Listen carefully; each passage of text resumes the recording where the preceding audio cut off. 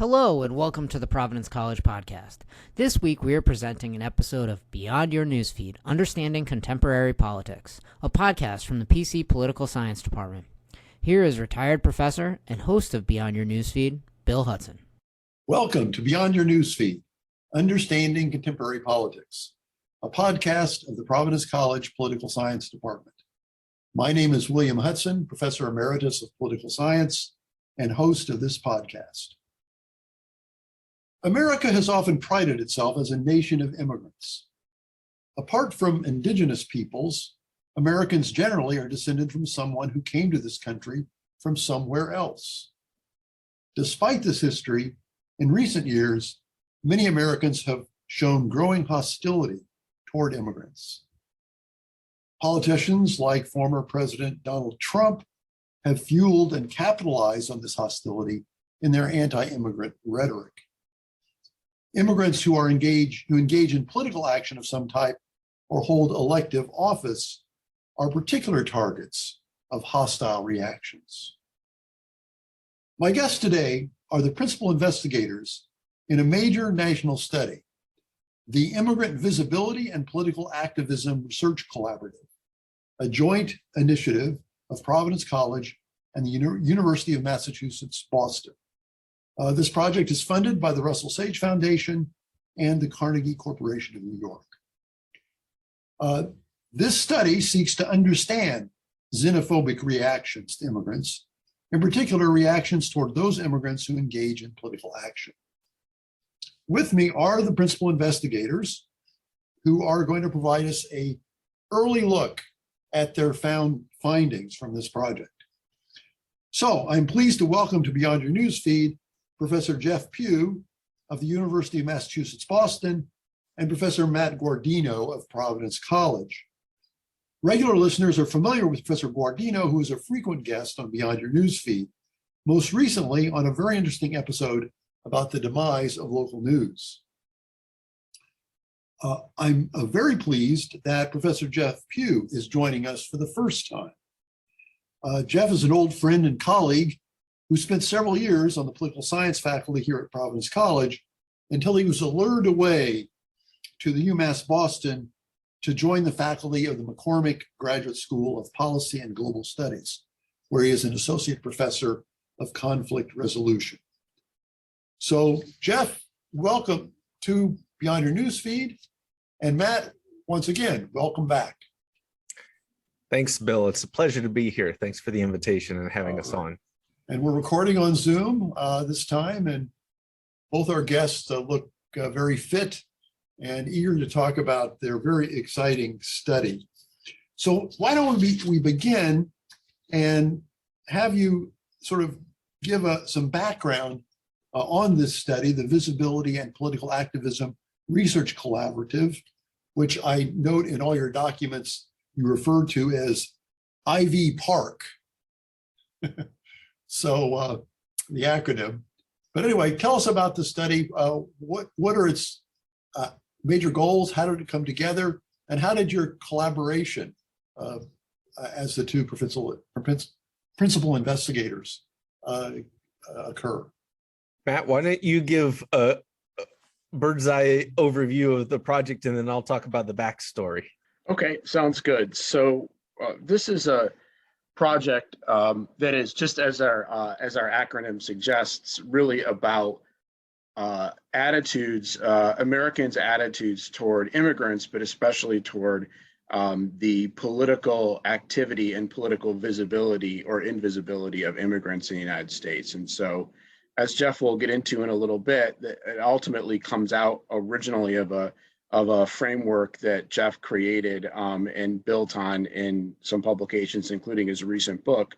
And what we're really doing here is taking some interesting theories and ideas and findings that Jeff generated from work in Latin America on immigrants and attitudes toward immigrants in Latin America, and kind of transporting them a bit to the US context and looking at US attitudes toward immigrants, and particularly the extent to which immigrants' political activity is tolerated and valued in this context. And so, there are a lot of moving parts to it, but that's sort of the basic sort of topic and foundation for it. Yeah, so this really draws on this research you've been doing for many years now, Jeff, in Latin America. Perhaps you can tell us something about that background, and then I'd like to hear more about how that sort of led to you connecting up with Matt and conceiving this study. Absolutely. So a theme that'll probably come up a few times throughout the conversation today is the speed of research. And I tend to be one of those folks that thinks that big, good ideas take some time to percolate a little bit, or maybe that's self-justification. It took me about 15 years from the start of my project to when I published the book. And I was doing field work in Ecuador on Colombian migrants, especially, and the way that the Ecuadorian host population facilitated or rejected their integration and their political participation. And most of my work tends to be on the global South. I'm an international relations and comparative politics person. Yeah, and Jeff, in that study was in northern Ecuador, right on the border of Colombia, right? And Colombian immigrants were coming across, right, escaping the violence and things in Colombia. Yeah, for most of the past 2 decades, Colombia was the biggest producer of forced migrants because of its 60-year-long civil war, and Ecuador was the largest recipient of refugees and asylum seekers in the Americas. And so it was quite a laboratory for studying this in a case most people don't think about. And one of the things that sort of excited me about studying this migrant integration connected with political participation phenomena in the global South is I could really get at the informal dynamics that happen. Because I think in the global North, there's this assumption that a law then produces an outcome. And I think it doesn't always work that way. But in the global South, more people are familiar with, there's a big gap between what the law says is going to happen and what happens in practice. And those nitty gritty gaps are where I was really drawing. But as interesting as I found that, there's a large segment of the political science discipline that is not so interested in things happening outside of the US, and one subfield that tends to think that the United States is exceptional, right? That the kinds of politics that happen here are completely unrelated to the kinds that happen elsewhere. And so I thought, wow, this is an opportunity. I found this sort of pattern of the way that people integrate or reject migrants, the importance of contact for peace building and things like that. And I think it applies here too, that the informal dynamics that happen could be applied to the US. And I actually did construct a survey experiment and carried it out with a MTurk sample, so very much a convenient sample of US participants. But as I started to try to do something with that, I began hitting up on the limitations of my own skill set. Right. I love big picture ideas. I'm a mixed methods person. So I use survey data in my book. I use network analysis, interviews, ethnography, et cetera. But there's a limit to how sophisticated the quant methods are that I'm able to do just because of training. And so as I started translating this into the US context, I said, this has potential. This could be a really interesting contribution to conversations in the US about immigration. It's a timely topic, and I think that it could benefit from a collaboration. And I was well familiar from having been colleagues with Matt, and actually part of the hiring process of bringing Matt to Providence College, of his well-established track record, not only as an American politics specialist, a methodologist, but also theoretically, he had complementary skill sets to mine, much more depth in political psychology and political communication, whereas I probably bring more experience on immigration as a topic itself. And so that was exciting. And in 2017, so if we're counting 5 years ago now, I reached out to Matt with this idea, and in true fashion, Matt was cautious at first, but interested, and said, I'm intrigued, but just so you know, I'm busy the rest of this semester. So we got to sort of set expectations about the timeline. Of course, 5 years later, that seems quaint to be worried about what the schedule was that semester. But we met at APSA, the American Political Science Association, and really sort of hammered out what could be the basis of this collaboration. And we've been working on it, got a grant this past year to really put a lot of energy behind it. And that's been exciting.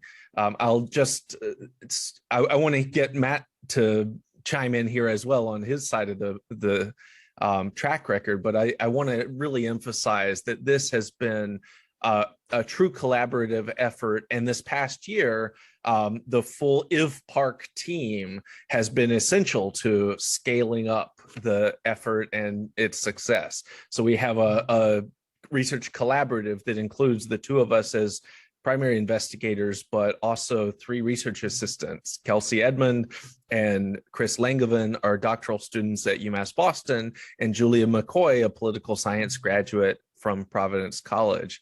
And they have just brought energy and wonderful ideas and good contributions to the project too. So, well, that's great. So with this collaborative, my understanding is that one of the things your grant has allowed you to do is to do a very extensive survey to provide data for your analysis. Jeff, I want us to get to your theory of the invisibility bargain, the sort of the theoretical framework for this in a minute, but we'll kind of go at that through the back door.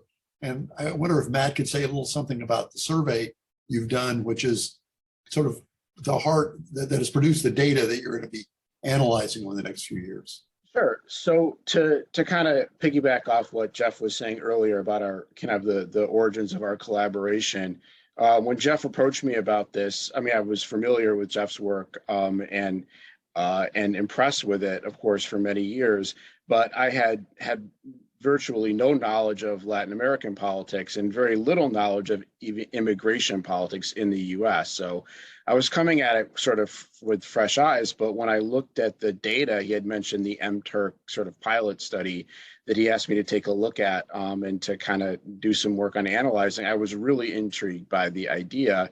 And I thought that, this could be something that could be the basis of a bigger project with higher quality data with a much larger sample. And it would be an interesting way to apply a lot of theories and concepts in public opinion, political psychology, which is what I do, and to apply it in this kind of quantitatively rigorous way and kind of have that synergy. And we, as Jeff mentioned, we were able to do that. And it was fascinating because, again, it allowed me to learn about immigration, which is extremely, to put it mildly, politically important in the US as elsewhere, and to really kind of dig into this with some excellent data. And so with the help of our grant from Russell Sage and the Carnegie Corporation, we were able to hire the survey firm YouGov, which is a very highly respected firm, to help us field a survey, which we fielded in September 2021, so last year, that is really excellent. First of all, it's a demographically representative sample of US adults, which is increasingly difficult to obtain given the kind of technological and social conditions that we live in. And so we were fortunate to get this money to be able to hire one of the best firms around to help us do this. And so we were able to get a sample of 1,800, which is a very, very large sample for this type of study, US adults. And it's not a probability study in the technical sense, but because of YouGov's excellent matching methods, they're able to create or generate a demographically representative sample. So we're very, very, very confident that the findings that we have reflect the broad US population. And this is also very recent data, right? So just about 8 months after the end of the Trump presidency, September 2021. And so we're able to really get a good look at immigration attitudes and immigration politics in that, recent and really salient political context. The other piece of the survey that's important is we embedded an experiment in it, which we can talk more about later.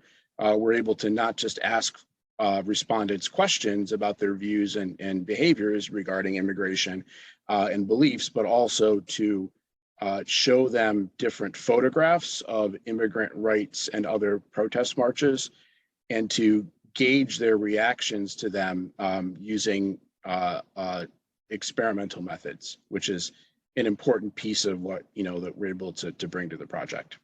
Okay, super. Well, let's start to dig a little bit into the substance of your work, and to begin, Jeff, why don't you tell us a little bit about your theory or conceptual framework, whatever you want to call it, of the invisibility bargain, which you derive from your work in Ecuador. So what's that about? Yeah, so the insights that inform this framework have been distilling for a long time. They were present in my dissertation at Johns Hopkins and then refined in the book. And they're not completely new. They're not something that usually would surprise immigration scholars. They derive on quite a long trajectory of several sort of theories about why a host population might be more or less receptive to immigrants coming in, and in this case, also more or less receptive to allowing political participation. But the hope is that by tying them together in a cohesive framework, it allows us to really understand some of what happens.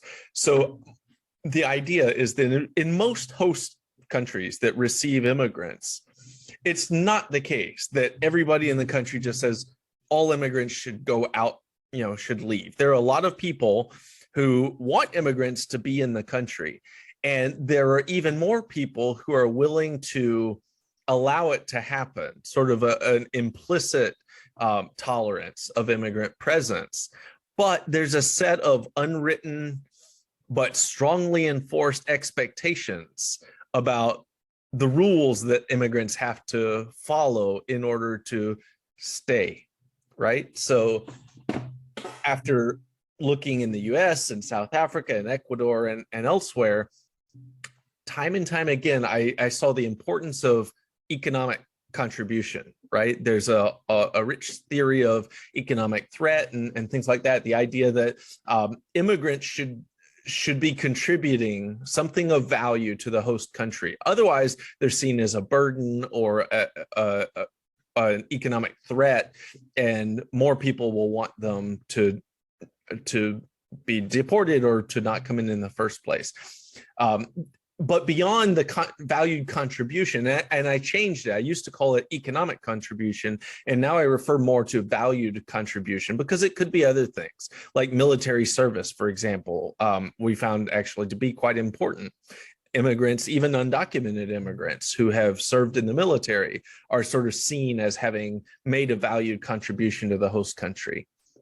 So that's important. And also that the immigrants be seen to maintain social and political invisibility. And so what that means is they can maintain a presence. People won't actively persecute or try to kick them out as long as they're contributing with their labor or something else of value to the host country, and their differences in terms of race, culture, or other markers of difference aren't being publicly expressed so much that they are putting their differences in your face, right? So the hijab ban in France is an example of this, where public officials in France are not supposed to wear a hijab, a headscarf indicating Muslim faith, because that's seen as a marker of difference that sets them outside of the norms and values of secular French society. And you're saying that even in a country like the United States, Jeff, a woman wearing hijab kind of violates your invisibility bargain in that she's making herself noticeable as an immigrant who has perhaps a different religious faith than the dominant faith in the community where she lives. Right. So that's an example of the social invisibility bargain expectation being violated. Now, which markers are salient is going to vary by country. And we'll get more into that in a minute, but certainly that, and also language, right? Anyone who's been in a Walmart and heard someone accost a couple of people speaking in Spanish or Korean and say, "Hey, you're in America, speak American." Exactly. That is that social sanction for a perceived violation of this social invisibility expectation. And then the political invisibility expectation is the idea that immigrants are not becoming involved in overtly demanding things from the host government. And this sort of follows from a logic of kind of an ownership paradigm. This is our country. You're a guest here. And if you're going to come in, you should just be grateful. It's what Caroline Moulin calls a logic of gratitude with immigration, that it's not that immigrants have inherent rights, that they're here because of our generosity to let them. And so if they start demanding things and demanding their rights, that shows that they're not appreciating that generosity, that they are exercising a political standing that actually is more precarious than that. And so all put together, if an immigrant group is perceived to be making a valued contribution, is sort of restraining its public expression of cultural differences, and is not making overt political demands, they're more likely to be accepted and allowed to stay. Now, what that does, the dark side of that, is it leads to a precarious status, right? They're being told, we'll extract your labor, but want you to deny your full humanity, your full personhood, because that would show that you're claiming a sort of central role in the political society that we don't want to give you. And so presence without sort of rights. And for what you say, Jeff, then an immigrant who violates that bargain, that invisibility bargain, who in fact doesn't conform to these expectations, is sort of creating a target on themselves, right? They'll a target of hostility. I thought it interesting in one of your papers, you begin by talking about Representative Ian Omar, who is a perfect example of someone who violates all of these things you talked about. Well, maybe not the first one. She certainly has made economic contributions, but certainly she wears the hijab. She is active in politics and not shy about expressing her political opinions. And she has been sort of, people like Donald Trump sort of kick her out and attack her because she's, not acting the way immigrants are supposed to act. Yeah. Matt, you wanted to add to that?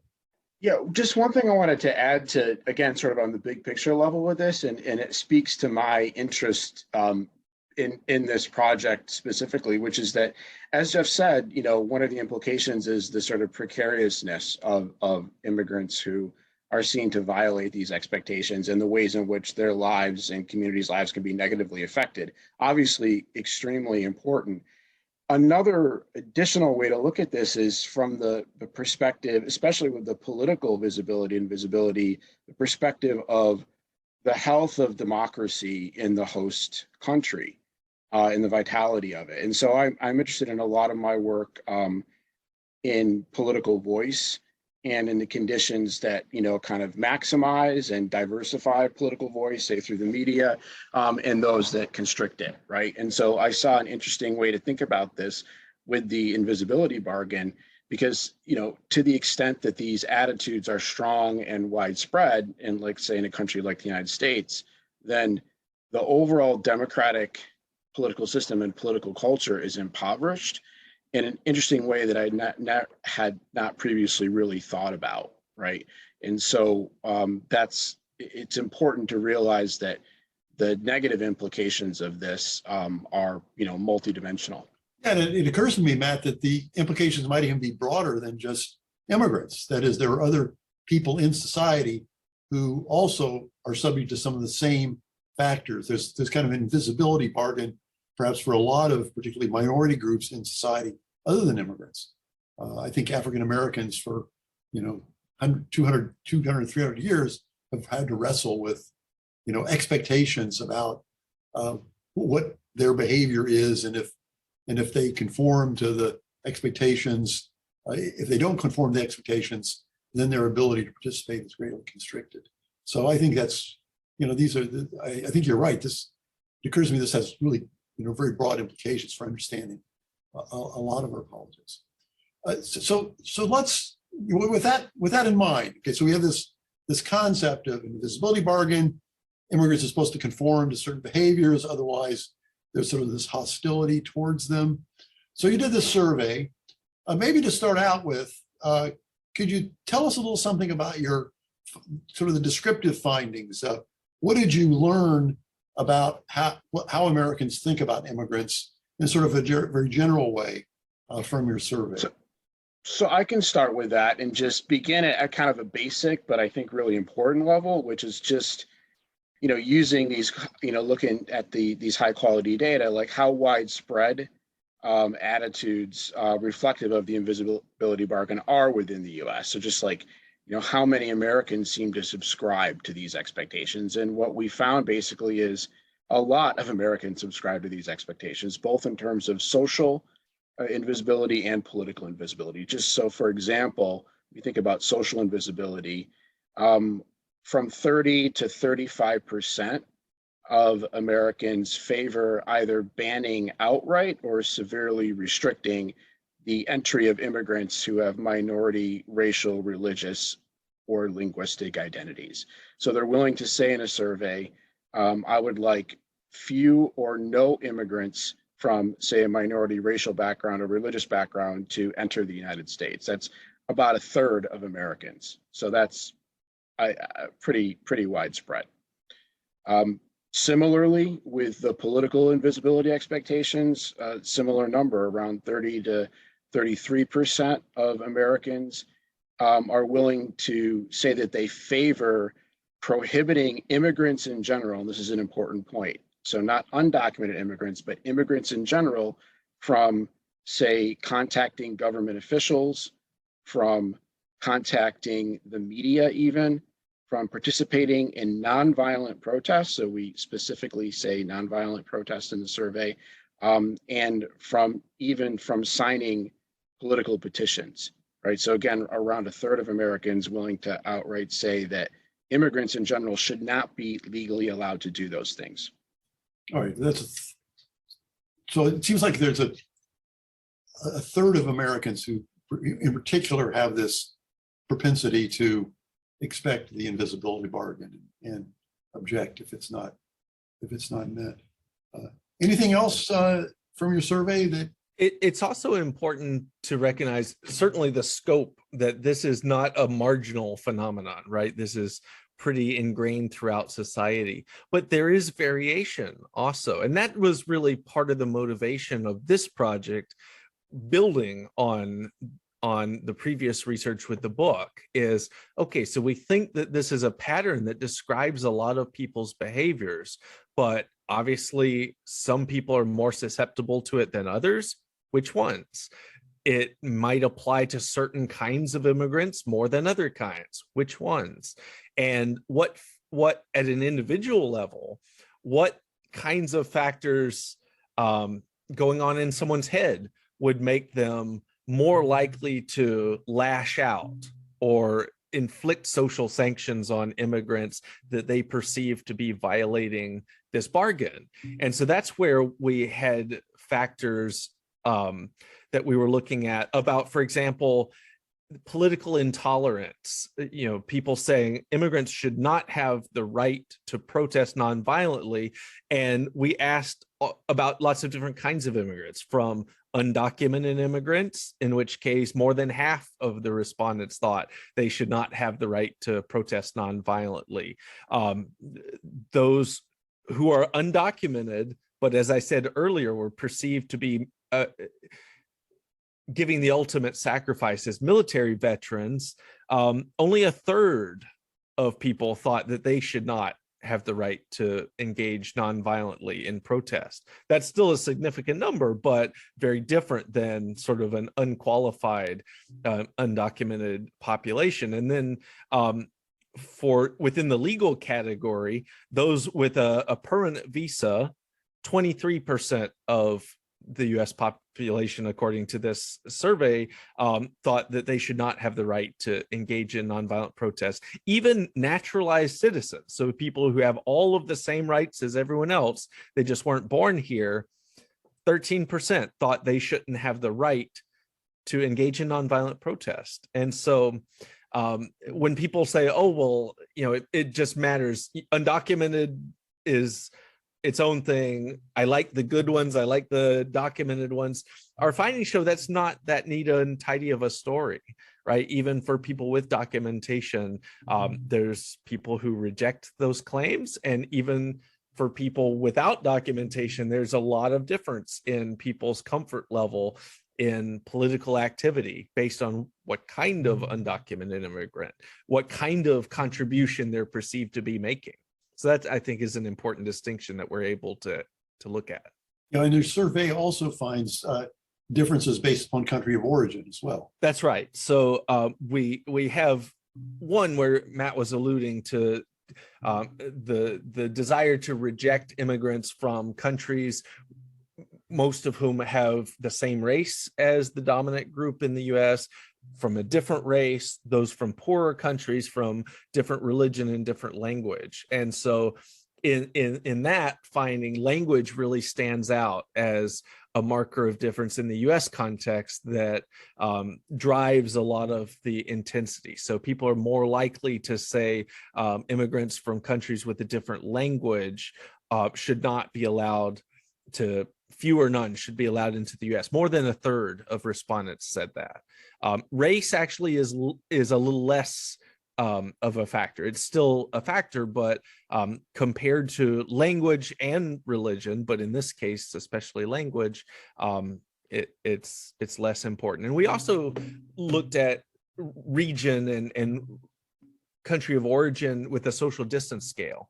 So we were asking people, in what social contexts would you accept an immigrant from each of these regions? And we asked about Africa, Middle East, Asia, Latin America, and Europe. And then it went from who would you be comfortable letting into the country all the way to who would you be comfortable with your close relative marrying. So it's sort of at what level of proximity are you comfortable with these people coming, not just coming into the country or not. And those from Europe, more people were comfortable with more proximity. But even them, those from Europe, I think like 5%, 6% said they would not be comfortable with them marrying a relative. But in contrast, those from Asia and Latin America were about double the likelihood of rejecting them at close levels of proximity. And those from the Middle East were triple compared to Europe. And so country of origin, and by that people derive racial and religious proxies, I think. That's another way of looking at that and finding that those markers do really make a difference. Right. And certainly I know I was very intrigued by your social distance scale as I was preparing this and looking at. And it's clear that the recent, international politics of the last couple of decades, 2 wars in the Middle East, the war on terror, which is very focused on the Middle East, seems to have had a big impact upon people's willingness to accept people from the Middle East, because the hostility towards people from the Middle East is even so much greater than towards people from Latin America or Africa. And I think that is a direct reflection of, the war on terror. I'm sort of speculating, but my guess is that had you done a survey like this in the 1960s, you probably wouldn't find that big of a difference. I think that's an important point, is these aren't sort of fixed magic recipes that are going to apply in all places and over all time periods. It's a sort of socially constructed relationship between immigrants and their host countries. And it changes over time. I think 9/11 was a big shift in the US, where religion became more important than it had been before as a marker of difference in a perception of threat. I think before, people coming from Latin America were probably more the sort of target of sort of rejection and anti-immigrant activism. And then afterwards, Islamophobia became especially ingrained in media discourse and other places. And so religion, I think, took an important role. And then, which groups are constructed as threatening? I was recently reading Rhys Jones' wonderful book, White Borders, and he traces the history in the US back to the Chinese Exclusion Act and shows how ingrained the desire to exclude people from Asia was in the late 1800s and early 1900s. And more than the other groups. And so I think the specific markers change over time, but we can get a sense of the patterns that we can use to examine them. Yeah, exactly. Matt? The other thing I would add here is just, again, a bit from a kind of wonky survey methodology perspective, but I think an important substantive point, which is that these findings probably understate in many ways the prevalence and scope of invisibility bargaining attitudes and the intensity. And I say that because we're asking in many cases, really explicit questions. We're asking people to, honestly and forthrightly say that they would say not accept immigrants from a minority language or race nation, right? Or thinking about the specific regions. And there's this concept called social desirability bias in public opinion research, which basically says that, there's a tendency for most of us to downplay the reporting of attitudes, even on anonymous surveys that socially reflect on us poorly, or that we feel that they do. And so probably this is really just scratching the surface of the extent to which many of these attitudes are actually held by the American public. Good. And in your survey, you not only try to describe sort of the range of attitudes that Americans have in regards to immigration and the extent to which they conform to the expectations of the invisibility bargain, but you also look at factors that either trigger or mitigate this hostility. Could you talk a little bit about those factors, what those are, and what you found in your survey? So I can start with that. So in terms of the factors that we, in terms of our key hypotheses that we tested and we believed might intensify these attitudes, we looked at three. So we looked at ideology, so extent to which respondents identify as conservative. We looked at authoritarianism, which is a psychological characteristic that reflects a desire for sort of strict social order and kind of in-group conformity. And the third one we looked at is something called social dominance orientation, which is another psychological trait in which people high in social dominance orientation tend to value a kind of strong notion of social hierarchy. And certain groups belong naturally on top, other groups below them, and a belief and a justification of group-based inequality. So that's social dominance orientation. And then the key factor that we looked at as potentially mitigating the invisibility bargaining attitudes is the extent to which people had contact with immigrants, is how often they had contact with immigrants, and also how positive or of what quality their contacts with immigrants were. So those were the key factors. And basically we found that conservatism makes one more likely to expect social and political invisibility, as does authoritarianism and social dominance orientation. But social dominance orientation seems to have the most powerful effect. So that's sort of the kind of take home there. Yeah, could we probe that a little bit, just so our listeners understand what the social dominance means? Because of the three factors, this is the one that I had to think more about to really understand what you're getting at. So this is a predisposition to expect people to be on some kind of a hierarchical level, that some people are better than others. This strikes to me, this would be, white supremacy would be a variant of this, right? Of social dominance, right? If you think all white people are better than people of darker shades, that's a kind of social dominance thing. Or even something, to be sort of a more mundane example, the college fraternity hierarchies, right? Would be the same kind of thing. Am I wrong about that, Jeff? So, of course, all of these factors are somewhat related to each other, right? A lot of them go in the similar directions, but part of the design is to be able to disentangle them, control some things, and figure out what each one is doing on its own. And social dominance orientation, as Matt talked about, is the one with the strongest effect. This comes from Jim Sidanius's work. He was a political psychologist at Harvard, and had sort of invented the concept, and then did a lot of really path-breaking work over a number of years.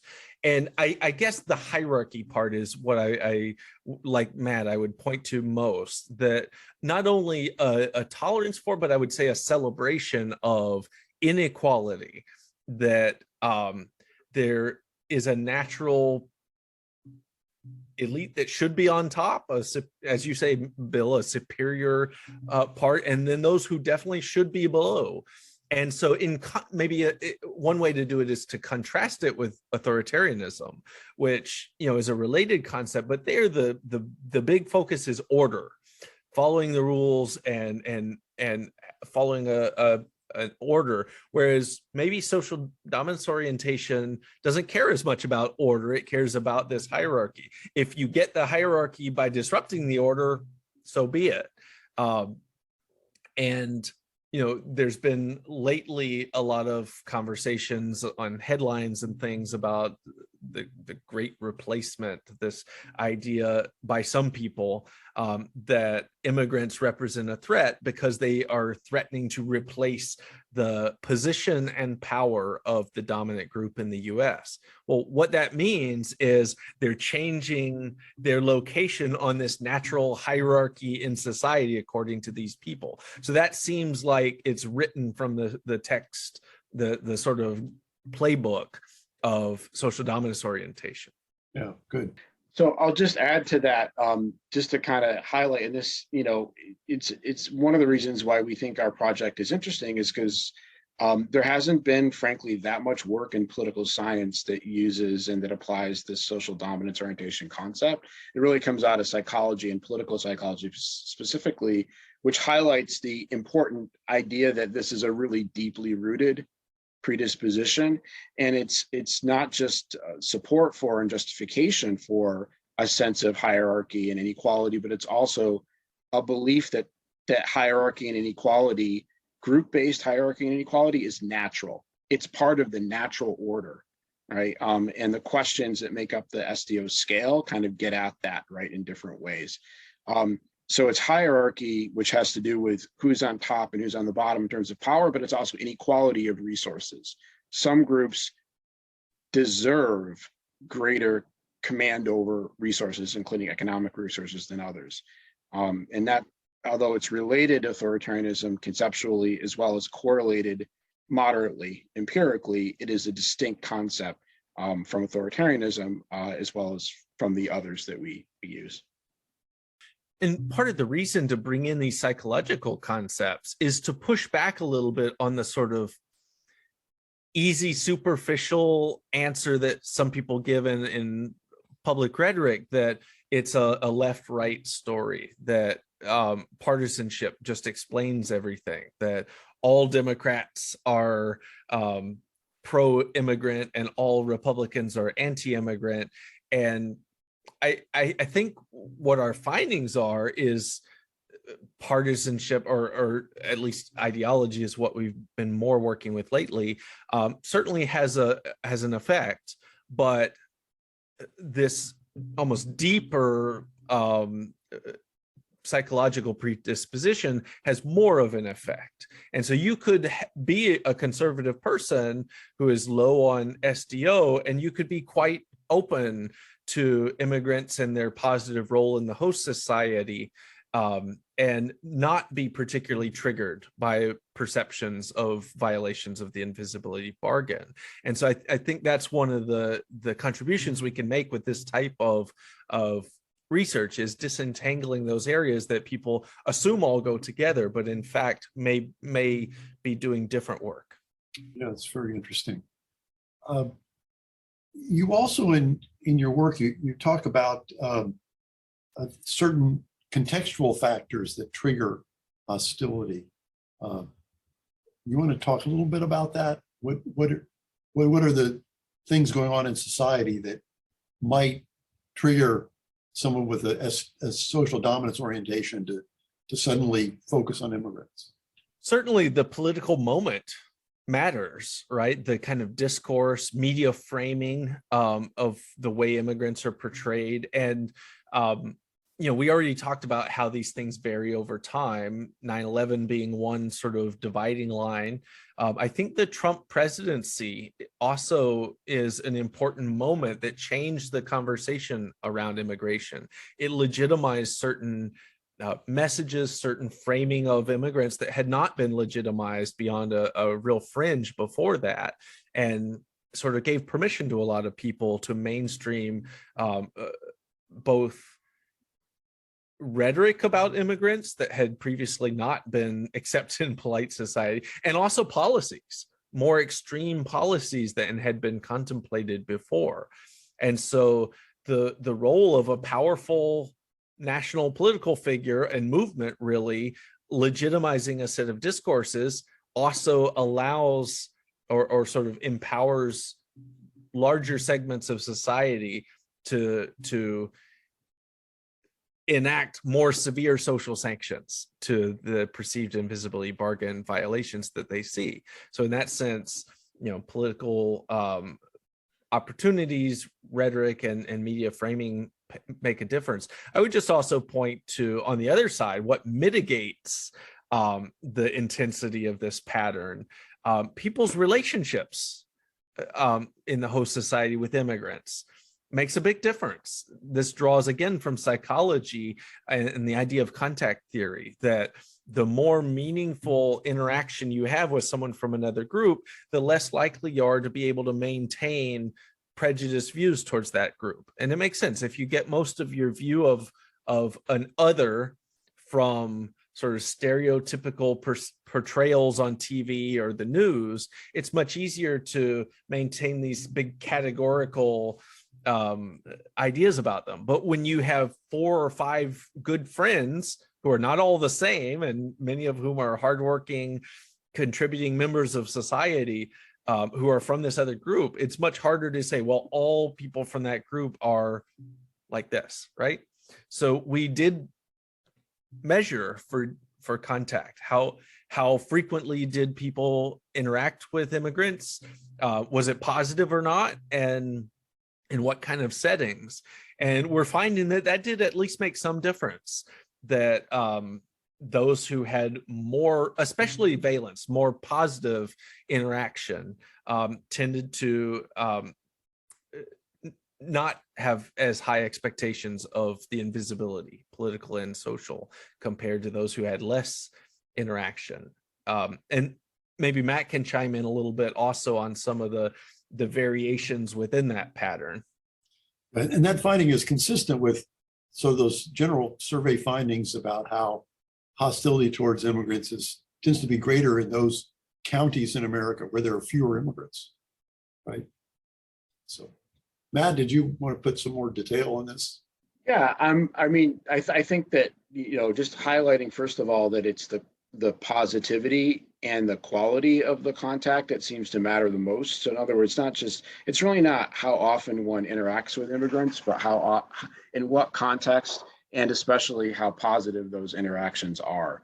And so that has important implications potentially for thinking about, what sorts of policies, say in the future, might encourage, right, those sorts of positive contacts. The other thing, I just want to piggyback on what Bill mentioned, the geographical element. One of our hopes for, further down the line, because we have a lot of other analyses to do first, but is to look at the kind of geographical elements of this situation, and also just sort of residential contacts. So we're able to tell which state the respondents in our survey data set live in, as well as whether they live in urban or rural areas. And so, I think that will be very interesting in thinking about regional politics and the rural-urban divide in the U.S. to kind of apply our framework to those dimensions. Okay, well, I want to hone in on your experiment that was embedded in your survey, which takes a look at reactions to political engagement by immigrants. So want to describe how the sort of the setup here, how the experiment worked, and what did you find from it? So I can start off with that, but I'll start with the caveat by saying that we haven't done as much analyses with the experiment as with some of the other data. And so some of the things I'm going to talk about are a little bit more provisional and a little more simplistic, but just kind of set up what the experiment was. We basically randomly divided the 1,800 respondents in our survey data set to each view a different photograph of a political protest, a street protest. And so we had equal numbers of respondents in each experimental condition. And we had a baseline, what we call a baseline condition, which showed a photograph of a women's rights protest in the United States. And there was a short piece of text attached to each photograph. It just described what the protest was. So in this case, it was a group of women and their supporters protesting for their rights. And then, so that was one condition, which was our sort of baseline of women's rights protest. And then we had several conditions that were all immigrant rights protests that were virtually identical to the women's rights protest, with some sort of changes in the photograph to reflect variations. And so we had an overall immigrant rights protest in which protesters were shown and described as such, but all of the protest signs were in English, for example. We had another one that was the same, except some of the protest signs were in Spanish, but others were in English. We had another one in which some protest signs were in English, but some were in Arabic. We had another one that was the same as the original immigrant rights protest, but the only difference was that some of the women protesters in the photo, were wearing hijabs. And then the last one was some women wearing hijabs and some signs in Arabic. So it varied both the language element and the religious element. So we had very different kinds of photos so they all show political activity by immigrants, but they varied the social cues and that were reflected, right? And so we asked the respondents, after viewing the photographs, a series of questions. Should protesters have the right to engage in this protest? To what extent do respondents see the protest as violent? To what extent are they uncomfortable with the protest? To what extent do they think the protest violates American values? And then their overall reaction to the protest, so asking them to just choose words from a list by which to describe the protesters in the photo. So we had some negative words and some positive words. So we had a variety of different measures. We found that, first and most importantly, we think overall reactions to the immigrant rights protests as compared to the women's protest baseline condition were much more negative, right? So on all of the measures that I just described, people made a clear distinction between the women's rights protest and the immigrant rights protests, right? And then, we also found that respondents were way more likely to feel uncomfortable after viewing the immigrant rights protests than the women's rights protest. Way more likely to see the immigrant rights protests as violent. And those last two were especially the case for the protests that made Islam or religion more salient through the hijabs. And so, we see potential evidence there for the kind of Islamophobic dimension. And then finally, this might be the most interesting one in some ways, people were way more likely to describe the immigrants' rights protests in negative terms than the women's rights protests. And again, especially the protests that made religion salient. So that's sort of a snapshot, right, of what we found so far. We have a lot more additional analyses we want to do with those. Okay, great. A lot of rich analysis here, and I'm sure you have plans for even more probing of this data and see what you can find out about attitudes towards immigrants. Anything you'd want to add about what you've discovered so far that our listeners ought to be aware of? I guess some of the implications that come out of it are complicating the easy stories that people tell. From our experiment, I mentioned earlier that religion and language can play a really important role as markers of difference that make certain immigrants seem more threatening or more likely to be rejected than others. But our experiment allows us to delve into that even a little bit more by showing multiple languages, right? And it was clear that people didn't perceive Arabic the same way that they perceive Spanish. Arabic in general was seen as sort of on the more negative side of the spectrum. And on religion, we didn't have another religious cue, but if people thought that many of the Latin American immigrants coming in might be Catholic, which is different than the dominant Protestant group, that certainly did not come through as a factor that seem to make people reject them compared to the Islamophobia that Matt mentioned. And so which religions, which language groups are stigmatized is sometimes a complex factor, but a one that is widely shared and understood within society. So this isn't just an individual factor. It's something that societies kind of understand together. And I guess coming back to a point we alluded to before was ideology.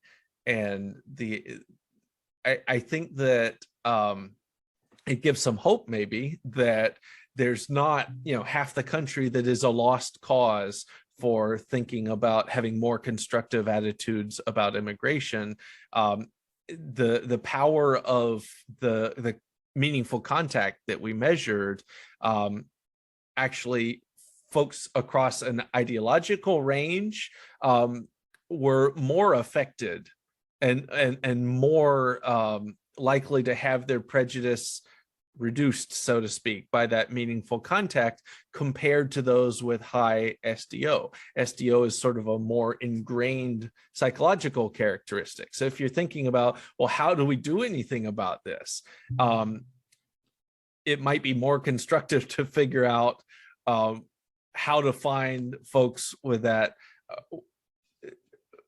with the lower SDO, or approach folks across a range of ideology, and you might have some success with that compared to going to a bunch of high SDO folks where you may not get much change even from the contact. So those are the kinds of things that the more fine-grained analyses can actually have some helpful implications for us to understand. Okay, super. So what about the future for your project? Where do you see yourselves at this point? What do you envision for the future? I'll start, and then I'd be interested to hear Matt chime in on this too. During the grant period, we have several key outputs that we are planning. The centerpiece is a scholarly article, and we've already presented it at a couple of venues, in the department at Providence College, at a workshop at the University of Pennsylvania, and then we have it on the slate to present at the American Political Science Association, and then hopefully submit it to a journal after that. And that'll be focused on more the descriptive statistical evidence that we talked about. There will be another scholarly article focused more on the experimental evidence, so that we'll have both pieces that are from this research agenda, but kind of can take each set of evidence seriously. And we also are pretty committed to the idea that this shouldn't just be navel gazing among academics, this is so timely and has concrete implications for politics now, that we want to translate it into some forms that can contribute to political debates and a broad understanding among society. So we have already been sharing bits of it in social media. We have planned actually an explainer video about the concept, because the concept, the invisibility bargain, I think has a lot of potential to help people think about the way immigration reception works in lots of contexts. And then we're working on some op-eds as well that would be shorter pieces, more focused, but really target a wider audience and not just other academics. And there's, as Matt alluded to earlier, there are additional paper. It's such a rich set of data that there's lots of papers that are within it that we could continue drawing on, and hopefully invite other scholars into that conversation too once we publish the data. And you alluded earlier to policy changes, that maybe this data, this information would stimulate some thought about policies and approaches to take to addressing immigration. Right. I'm currently on sabbatical and living here in Washington, D.C., so I'm hoping to be able to use that proximity to tap into some of the policy networks that are here and help people to use the kind of knowledge that we're creating in practical ways. The only other thing I would add to that, and just in terms of the broader implications of this, is that we haven't talked too much about this today, but there are potentially large implications for the media and for news discourse. And so, there's a lot of othering in the news and in media discourse. There's a lot, empirical research and political communication shows a lot of association of outgroups and immigrants specifically with violence, with chaos, with disruption. And so, I think that our findings, as we kind of spin them out more and elaborate them from the experiment, can potentially help, by getting it more out into the broader public, maybe help news media to rethink, right, the ways in which they cover, right, immigration and also immigrant rights issues, right? And it's a complicated subject about why the media do what they do, which is subject for another day, another podcast. But I think our project has a bit to say about that, and maybe some newer things to say about it that haven't been said before. Oh, great. Well, Matt and Jeff, thanks so much. This is a fascinating project, and I'm very glad that this collaboration developed. And I like the idea that Jeff was talking about earlier, that to study immigration in the United States, it's very useful to look at how immigration issues occur in other parts of the world.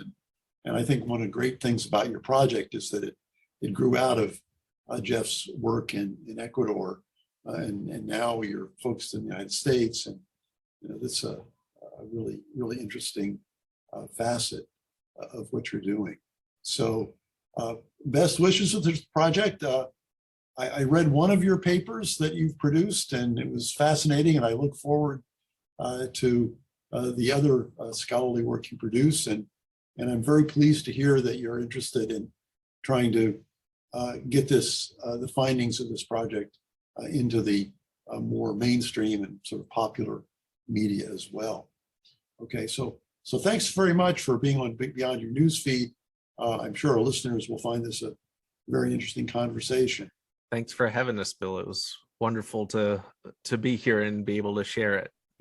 Yeah, great, Jeff, and great to have you as someone who was our colleague for several years, and great to have you even back at Providence College via Zoom.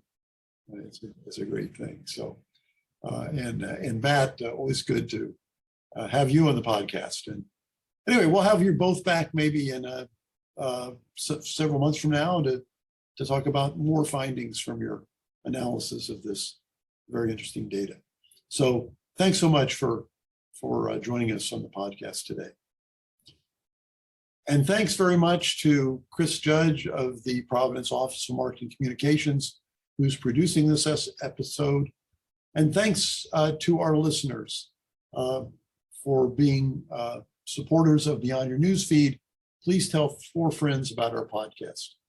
We hope you enjoyed this episode. Make sure to subscribe to Beyond Your Newsfeed and the Providence College Podcast wherever you listen to podcasts to receive the new episodes when they are released.